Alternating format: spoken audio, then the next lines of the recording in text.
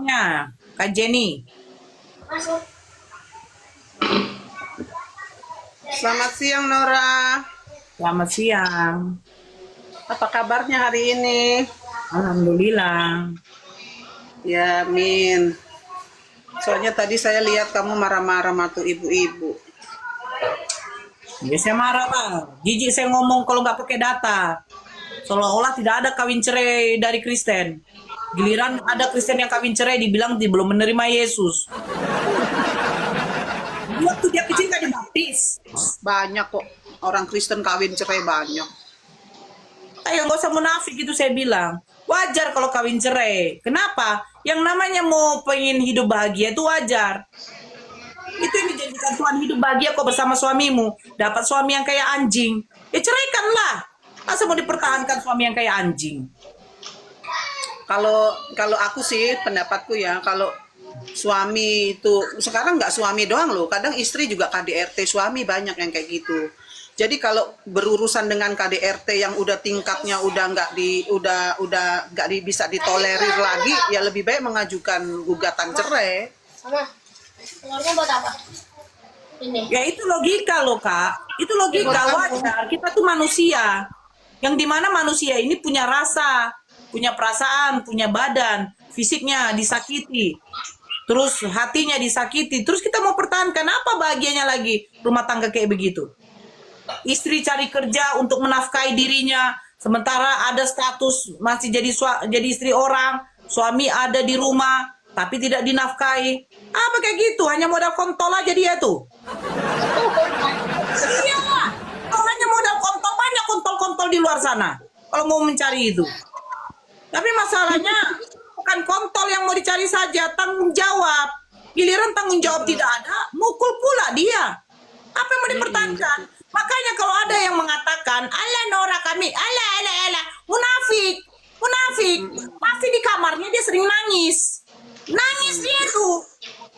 Yang namanya dipukul sakit, hati tersakiti nangis. Saya bilang, kalau kau mempertahankan itu, berarti apa? Selamat menikmati penderitaanmu, itu saja. Seperti itu tuh kadang pemikirannya kurang ini ya. Saya sih memang tidak setuju. Saya memang tidak setuju dengan perceraian. Tapi kadangkala kalau merasa istri itu disakiti suami, apalagi disakiti secara fisik, ya, secara fisik dan tidak bisa menahannya lagi, sebagai kita manusia diberi akal pikiran sama Tuhan, ya kitanya harus melawan. Bukan melawan berarti kita adu fisik sama laki, nggak bisa. Laki-laki satu kali gaplok ya kita tepar.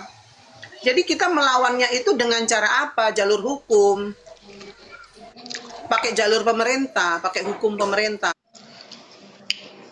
Karena kalau masuk di dalam hukum agama Kristen, saya jujur, di Kristen memang nggak bisa bercerai. Karena kan Kristen kan memakai hukum apa yang sudah dipersatukan Tuhan tidak bisa dipisahkan oleh manusia kecuali maut. Itu saya tahu, itu fakta itu ada di dalam Bible ya. Tapi karena kita ini hidup manusia, ini hidup di dunia, itu sering, kan kita ini manusia berdosa, bukan manusia suci. Kenapa sih, apa sih arti dari dosa? Arti dari dosa itu kan meleset. Meleset dari kehendak Tuhan, dari rencana Tuhan. Itulah dosa. Orang yang melakukan dosa itu meleset dari apa yang sudah direncanakan Tuhan. Karena Tuhan itu merencanakan yang baik bagi manusia. Tapi karena manusia itu meleset dari rancangan Tuhan, akhirnya kita jatuh dalam dosa. Dan kita udah berdosa, terus kita hidup rumah tangga disakiti suami, tidak diberi nafkah selayaknya. Setelah tidak diberikan nafkah selayaknya, lalu suami kita KDRT kita, terus kita diem aja tanpa ada gerakan perlawanan, itu saya bilang perempuan bodoh. Itu saya setuju di poin itu. Iya memang Kak. Makanya saya bilang, kalau sebenarnya begini, saya bilang, ini kalau dikatakan oknum, saya terima oke lah oknum. Masalahnya, solusinya itu apa?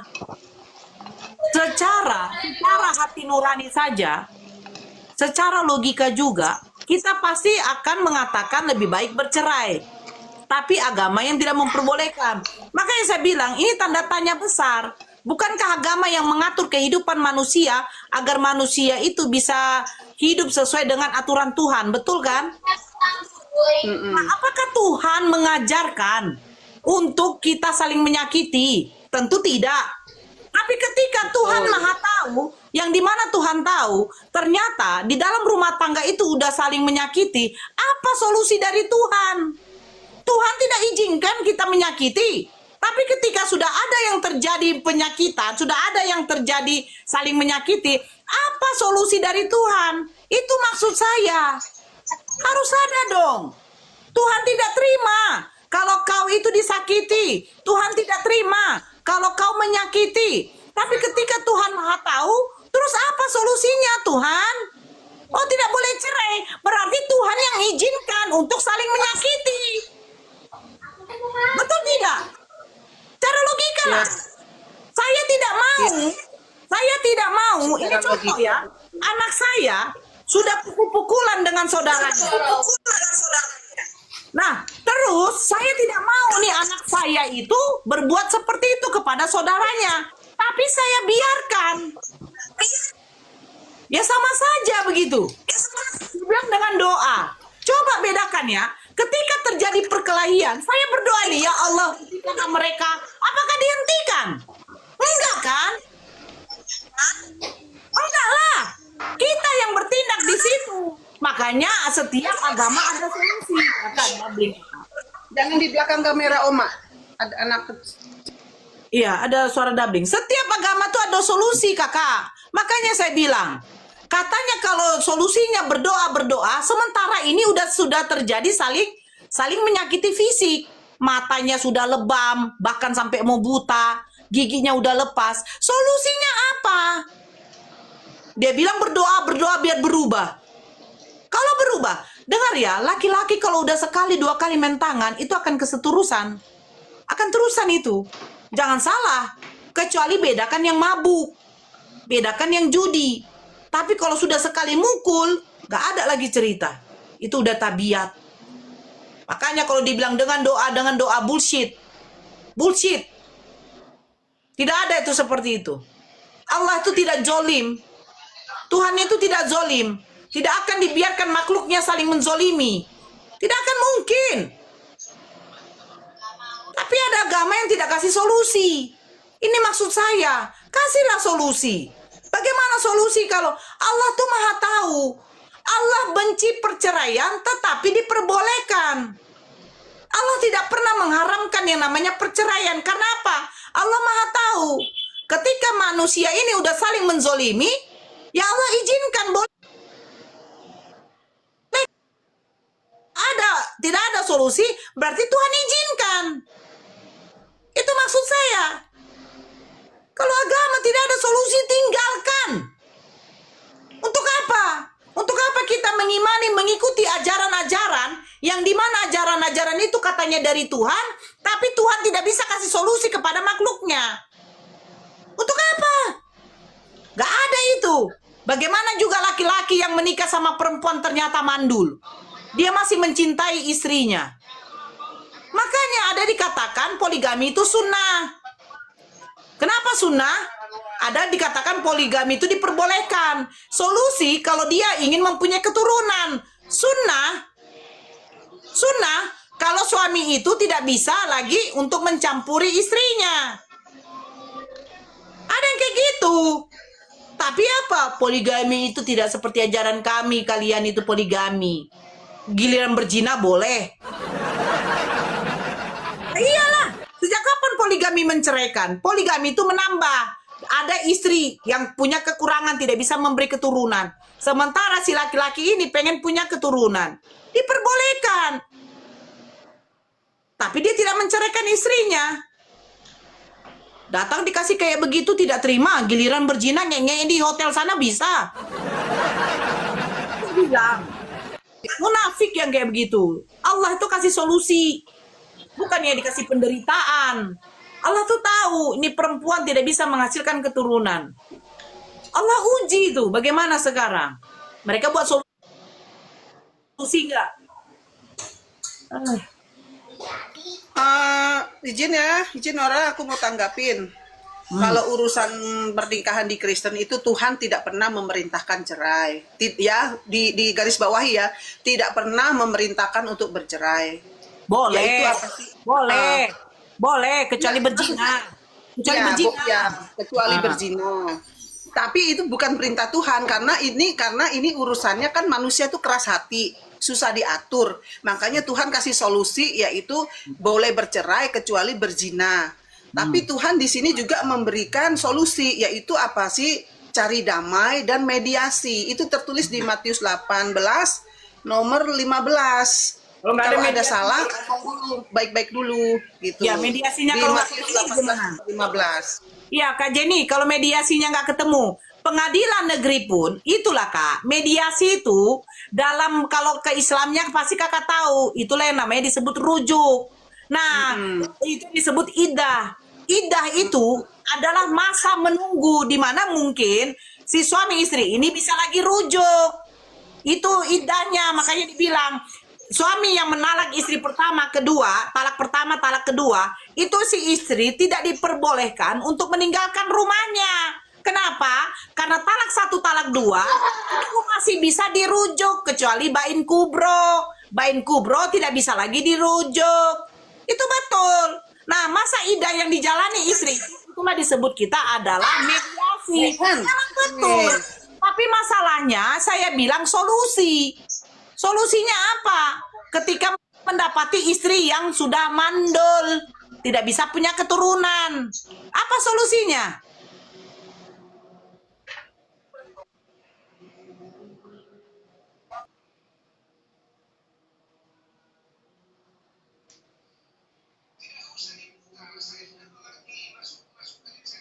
Rasakan manusia rasa sabar ada batasnya. Tapi kalau dia tidak bisa menahan rasa sabar itu ya nggak apa-apa. Kalau dia memang mau bercerai, ini di dalam iman Kristen boleh bercerai. Tapi nanti kalau dia nikah lagi, dia dalam hidup tidak Zina, tulus kan? lagi. Berzina kan? Ya begitu. Nah itu bingung kan? Nah ya memang seperti itu sih ajaran Kristen. Coba dulu pikir Kak. Coba kita pikir ya. Yang membuat perempuan ini mandul, perempuan itu sendiri atau atas izin Tuhan itu? Bisa karena gini ya, semua hidup ini kan karena atas izin Tuhan. Tapi ada beberapa faktor kenapa perempuan itu mandul. Buatlah dulu perempuan ini sehat sebenarnya, makanan teratur. Tapi memang janinnya bermasalah yang akhirnya tidak bisa untuk melahirkan. Betul. Haruslah kayak kista, haruslah diangkat atau bla bla. Itu atas izin Tuhan bukan? Ya. Nah, kalau atas izin Tuhan membuat perempuan ini memiliki kekurangan tidak bisa punya anak, harusnya Tuhan juga kasih solusi. Solusinya apa? Agar si laki-laki ini tidak berzina di luar sana. Agar si laki-laki ini tidak memiliki anak hasil haram, anak hasil zina. Itu maksud saya. Apa solusinya? Gak ada. Ya, kalau secara eksplisit memang nggak ada. Tuhan tidak menyarankan perceraian di awal mula. Cuman karena kita ini manusia, sayang jangan itu. Karena kalau kita manusia memang kita ini manusia ini kan susah diatur ya. Makanya tuh Tuhan tuh kasih kita manusia itu free will, kehendak bebas. Kalau emang kamu itu mau taat setia sama Tuhan, ya kamu terima dengan keadaan istri kamu yang mandul, yang tidak bisa memberi keturunan. Karena itu semuanya kan karena atas kehendak Tuhan, atas izin Tuhan. Sampai sabar menerima gitu kan. Tapi kalau memang laki-laki itu tidak mau menerima istrinya mandul dan tidak memberikan keturunan, takut nggak ada keturunan di masa depan, nggak ada yang ngurus suami, ya bolehlah suami itu menceraikan istrinya dan mencari pengganti yang baru, asalkan istrinya setuju. Nah, sekarang saya tanya, lebih kejam mana? Ketika istrinya ada kekurangan, kita buat ini. Suami istri perjalanan, tiba-tiba kecelakaan. Di mana kecelakaan itu membuat rahimnya pecah, tidak bisa punya anak, diangkat. Nah, itu aja atas izin Tuhan. Sementara si laki-laki pengen punya keturunan, solusinya nggak ada. Berarti harus diceraikan kalau dia pengen menikah lagi. Nah ini saya bilang, satu, keadilan Tuhan tidak ada. Kedua, mana bukti rasa kasih? Kalau di Islam, poligami itu bukan berarti menceraikan. Poligami nggak menceraikan. Cinta kau sama istri pertamamu, cinta. Terus kau pengen punya keturunan. Pengen. Istrimu ridho nggak kalau kamu menikah lagi? Ridho. Ya Yang kedua, cari perempuan yang sehat. Ya, saya Diceraikan. hargai itu. Saya hargai karena memang di Islam, saya belajar Islam juga memang memperbolehkan poligami. Karena memang diperbolehkan di dalam Islam berpoligami. Cuman masalahnya memang kan kita ini kan berbeda tentang iman ya. Kalau di Kristen tuh memang hukumnya memang seperti itu. Jadi kalaupun manusia nggak kuat menjalankan hukum yang sudah Tuhan Yesus beri, memang ada solusinya. Boleh kan di perjanjian lama tentang apa namanya istri yang berzina itu di zaman Musa kan ada juga. Tapi memang konsekuensinya menjadi pengikut Yesus memang yaitu harus sabar ya, sabar mengasihi istrinya dengan dalam keadaan suka dan duka pada saat waktu dia menikah di gereja itu kan, ya maaf karena saya nggak menikah gereja ya, tapi saya sering lihat kakak saya, adik saya menikah di gereja kan dalam sakit, dalam sehat, dalam suka, dalam duka kan menerima dalam sehat, dalam sakit, dalam suka maupun dalam duka, itu menerima pasangan baik suami baik pun istri gitu, menerima segala kekurangan dan kelebihan. Tapi faktanya yang terjadi saat-saat ini banyak umat Kristen, pasangan Kristen yang memang melakukan perceraian, banyak sekali, bahkan selebriti yang Kristen juga melakukan perceraian. Itu karena apa? Karena kita manusia berdosa yang nggak pernah bisa menjalankan, mentaati perintah Tuhan itu secara sempurna begitu. Oke. Itu tempat Kak Jenny memang noise ya. Oke, begini Kak Jenny ya. Tapi kalau menikah lagi itu disebut perzinahan. Makanya saya tanya, sakralnya pernikahan di dalam Kristen itu seperti apa? Kalau pernikahan baru dianggap zina karena bercerai karena zina. Terus sakralnya pernikahan itu apa? Bukankah pernikahan itu adalah hukumnya sakral? Pernikahan itu adalah aturan yang diajarkan oleh agama, yang dimana ajaran itu diajarkan oleh Tuhan langsung. Makanya sakral. Makanya Allah benci yang namanya perceraian, tetapi memperbolehkan. Karena menikah itu hukumnya sakral. Nah, tapi kalau di Kristen mengatakan boleh bercerai karena perzinahan, ya kan? Terus ketika menikah lagi mereka berarti berzina. Apa sakralnya pernikahan di Kristen jadinya? Coba bayangkan, suami saya berzina, terus bercerai kami. Saya menikah, dianggap perzinahan. Terus apa buktinya? Buktinya apa maksud dari Tuhan ketika Tuhan mengatakan beranak cuculah kamu, penuhilah muka bumi ini dengan keturunanmu. Terus saya dapat suami yang penzina, bercerai, terus saya menikah, dianggap saya zina. Ini maksudnya nih apa? Apalagi yang namanya, apalagi bentuk, apa makna dari sakralnya pernikahan? Diberkati oleh pendeta di dalam gereja, tiba giliran suami awak itu berzina, saya bercerai, terus saya menikah lagi dengan laki-laki yang baik, katanya itu juga berzina. Ya saya bingung. Ini ajaran seperti apa yang seperti ini? Terus yang berikutnya ya, ada yang mengetik begini. Oh Nora, kalau memang kalau perempuannya itu mandul, ya bikin angkat aja anak angkat. Di dalam Islam ada yang namanya hukum haram, hukum yang dimana hukum haram dengan bukan haram. Yang boleh dinikahi itu ada beberapa kriteria. Makanya ada yang mahram, ada yang tidak mahram. Yang mahram itu seperti apa? Yang mahram itu yang dimana masih ada yang namanya hubungan darah. Hubungan darah salah satu adalah saudara sepersusuan. Nah, kalau dia mengangkat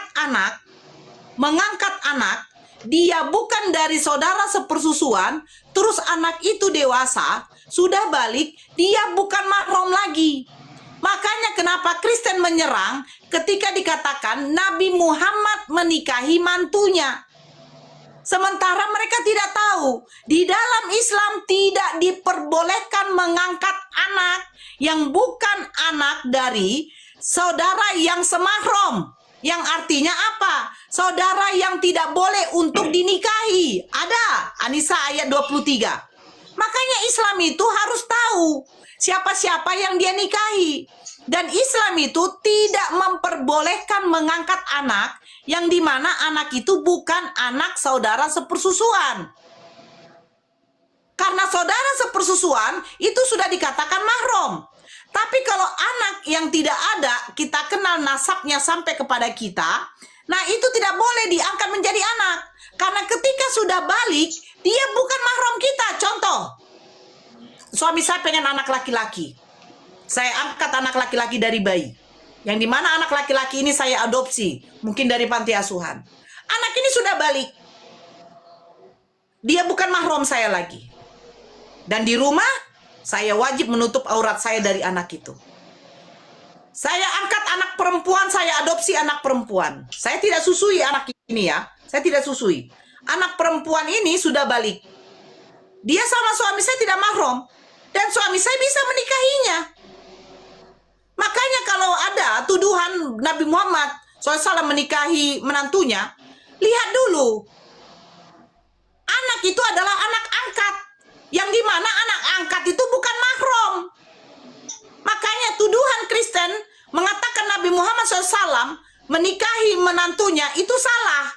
Karena di dalam Islam tidak ada pernah mengatakan anak angkat itu adalah mahram. Makanya kalau ada mengatakan solusinya anak angkat, itu sudah salah. Karena apa? Anak angkat yang bukan kita susui, yang menjadi adalah saudara sepersusuan, itu bukanlah mahram. Tidak diperbolehkan. Silakan. Makanya saya tanya lagi, apa solusinya? Berarti nggak ada. Iya, saya menanggapi apa solusi Tuhan dalam masalah rumah tangga yang ada masalah, ada konflik ya. Memang tidak ada solusi karena Tuhan memberikan solusi bercerai karena ada kasus perzinahan. Tuhan mengizinkan karena kecuali zina gitu kan. Tapi orang yang berzina itu kan misalnya laki-laki sudah berzina dengan perempuan, otomatis mereka kan sudah melakukan dosa. Apalagi perempuan yang yang diselingkuhi sama si laki-laki ini mungkin hamil. Berarti kan laki-laki itu harus tanggung jawab sama si perempuan ini. Otomatis laki-laki harus menikahi karena ada calon anak di perempuan tersebut. Tapi memang Tuhan memang bicara secara tegas. Walaupun dia sudah menikah dengan perempuan yang katakanlah hamil, tetap mereka berdua itu hidup di dalam perzinahan. Dan istri yang diceraikan itu setidaknya menunggu. Jangan langsung cepat-cepat nikah, ya kan? Karena lebih baik sendiri dalam menjaga kesuciannya sebagai istri, menjaga kekudusannya sebagai istri, daripada menikah dia juga sama dengan suaminya, yaitu melakukan perzinahan juga. Jadi itu memang solusi yang diberikan Kristen di Alkitab ya, Bunda Nora ya. Dan mengenai Nabi Anda, saya memang belajar tentang Nabi, tentang pernikahan Nabi. Itu saya nggak mau ikut campur di situ karena itu memang sudah menjadi sudah sebagian tentang cerita-cerita itu biarkanlah umat Muslim sendiri yang menilainya ya kan, karena saya tidak bisa melari ke sana. Tapi kalau urusan poligami, ya memang banyak orang Indonesia sudah melakukan banyak poligami. Jangankan di Islam, di Kristen pun banyak. Tetapi di Kristen, jeleknya di Kristen, saya bukan jelek-jelekin di Kristen ya. Mereka berpoligami yaitu tanpa persetujuan atau tanpa izin istri. Diam-diam lah begitu. Jadi itulah positif dan negatifnya. Jadi kita ambil aja hikmahnya bagaimana kita memperbaiki kualitas hidup kita, kualitas hidup sebagai suami istri. Karena kalau suami istri itu kan harusnya apa sih? Saling kerjasama, saling sayang menyayangi, saling menghormati, toleransi. Nah, kalau mereka lakukan itu semua sebagai pasangan suami istri, ya mudah-mudahan rumah tangganya itu aman, sentosa, sampai kakek nenek, sampai maut memisahkan. Begitu, Nora. Oke. Bentar ya. Ya. Makanya itu saya bilang, ini maaf ya. Makanya saya bilang, kalau agama itu tidak ada solusi, nah sekarang manusia yang berakal itu aja berpikir. Kalau agama itu tidak ada solusi, saya akan pribadi mengatakan tinggalkan. Karena hidup saya ini, hidup rukun antar umat beragama katanya. Bagaimana saya mau hidup rukun antar umat beragama dengan sesama manusia, ini sesama manusia ya. Sementara di dalam kehidupan agama saya aja, itu tidak ada solusi. Saya menghadapi konflik rumah tangga saya bertahun-tahun, yang dimana suami saya tidak bisa melakukan tanggung jawabnya sebagai seorang imam, sebagai seorang pemimpin kepala rumah tangga, sebagai seorang suami, sebagai seorang ayah kepada keluarga kami. Terus saya disuruh mengatakan hidup rukun. Sementara hati saya tidak bisa rukun. Kenapa? Karena di dalam agama saya saja tidak ada solusi sama sekali. Ini makanya saya bilang, kalau ada saudara kita Kristen yang selalu tidak menerima kawin cerai, seolah-olah perceraian itu adalah buruk. Sejak kapan perceraian itu dikatakan buruk? Perceraian itu hasil dari karya iblis, betul. Tetapi itu adalah solusi. Itu adalah jalan terakhir yang dimana Allah izinkan, Allah perbolehkan agar manusia ini tidak saling menzolimi lagi. Bayangkan, Allah yang izinkan saya menikah dengan laki-laki ini. Allah yang izinkan laki-laki ini menikah dengan perempuan ini. Tetapi ketika di dalam rumah tangga itu sudah tidak ada yang namanya kebaikan, sudah tidak ada lagi yang namanya bentuk ibadah, Allah tuh tahu, kasih solusi. Aku memang membenci perceraian, tetapi kalau itu memang jalan terakhirnya, cerailah. Dan Allah akan memberikan pengganti yang baik bagi manusia yang mau islah diri, yang mau merubah dirinya menjadi baik.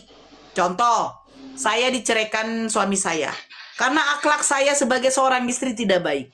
Dia tidak terima, saya diceraikan. Saya meminta kepada Allah, saya minta ampun. Akhirnya Allah gantikan dengan suami yang baik. Sekarang tergantung saya. Kalau saya mau merubah sifat saya, rumah tangga saya yang berikutnya akan menjadi baik. Tapi masalahnya itu saja. Ketika agama tidak memberikan solusi kepada makhluknya, kepada umatnya, kepada hambanya, apa bisa dikatakan itu adalah suatu agama? Bukankah artinya agama itu artinya tidak kacau? Bagaimana mau tidak kacau? Rumah tangganya saja sudah kacau. Itu saya bilang, Ibu, agama tidak bisa. Kalau agama tidak bisa memberikan solusi, itu bukan suatu agama. Itu bukan suatu agama, karena agama itu artinya tidak kacau. Sementara rumah tangga itu sudah kacau, tapi tidak ada apanya, solusinya. Ya, saya sepakat dengan agama itu artinya tidak kacau, yaitu artinya tertib, ya. Tapi kenapa praktek di kehidupan manusia itu agama itu malah terlihat kesannya kacau? Itu sebenarnya bukan agamanya yang bikin kacau kehidupan manusia, tetapi manusia itu sendirilah yang melakukan kekacauan itu dengan sengaja maupun tidak sengaja. Dalam hal pernikahan itu kita harus sebelum kita menikah di jenjang yang lebih tinggi, sebelum melakukan pernikahan kan kita pasti pendekatan dulu atau istilahnya pacaran ya. Di situ waktu kita pacaran sama calon pasangan kita, harusnya kita belajar menilai apakah pacar saya ini cocok untuk dijadikan suami saya. Karena kan dalam pacaran itu kan nggak boleh singkat sebenarnya, harus lumayan lah lama, misalnya 6 bulan sampai 1 tahun, supaya kita itu bisa membaca karakter yang kita pacarin itu, laki-laki yang kita pacarin itu sifatnya seperti apa, atau enggak dalam kita ngobrol berkomunikasi dengan pacar kita itu kan kita bisa melihat, wah ini orang saya salah sedikit dia aja marah, langsung ngegas, wah salah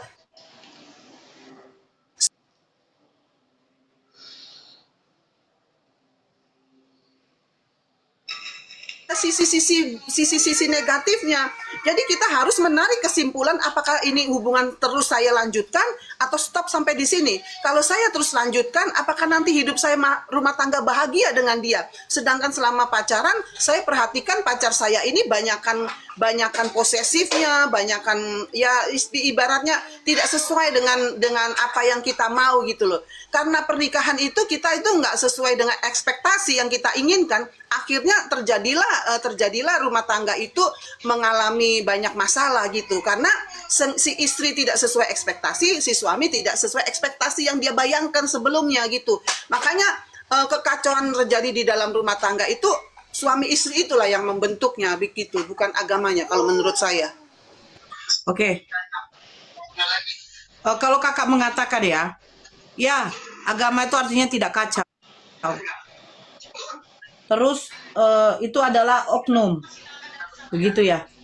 Nah, sekarang begini Kak, yang saya maksud ini bukan soal juga yang namanya KDRT, kan begitu.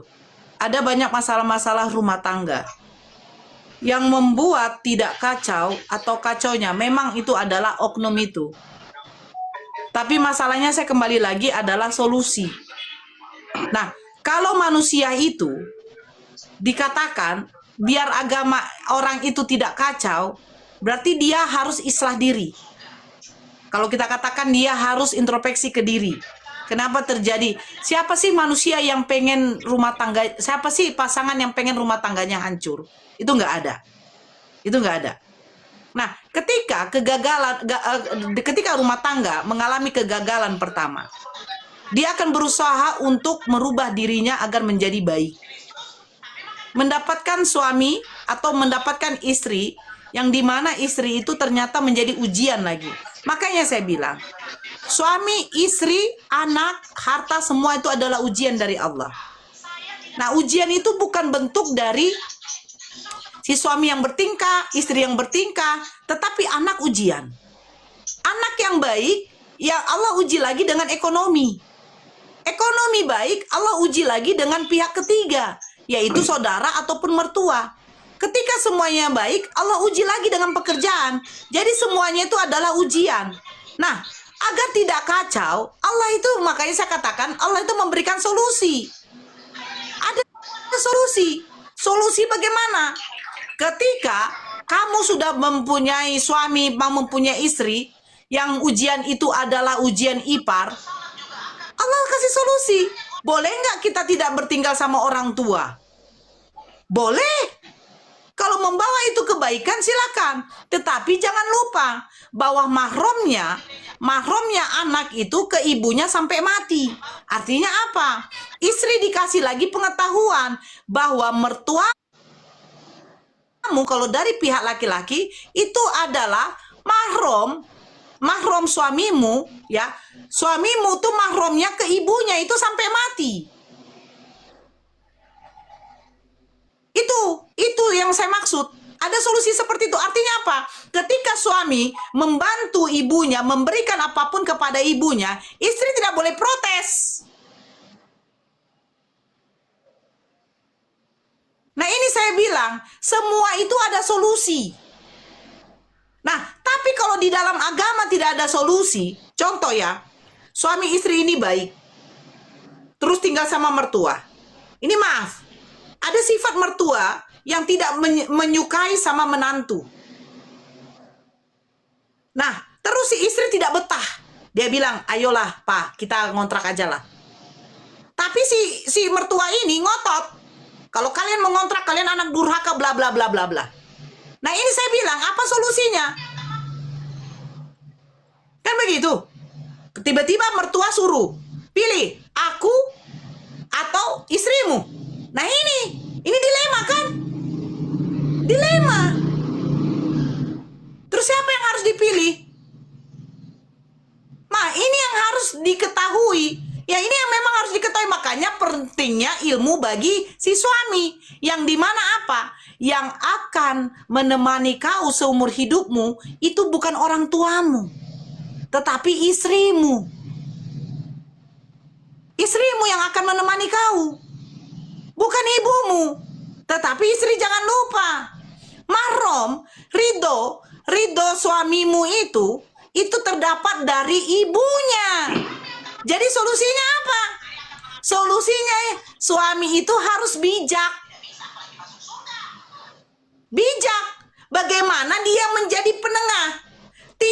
Tidak berat sebelah, tidak ringan sebelah. Nah, kalau di Kristen bagaimana solusinya ketika mendapati seperti itu?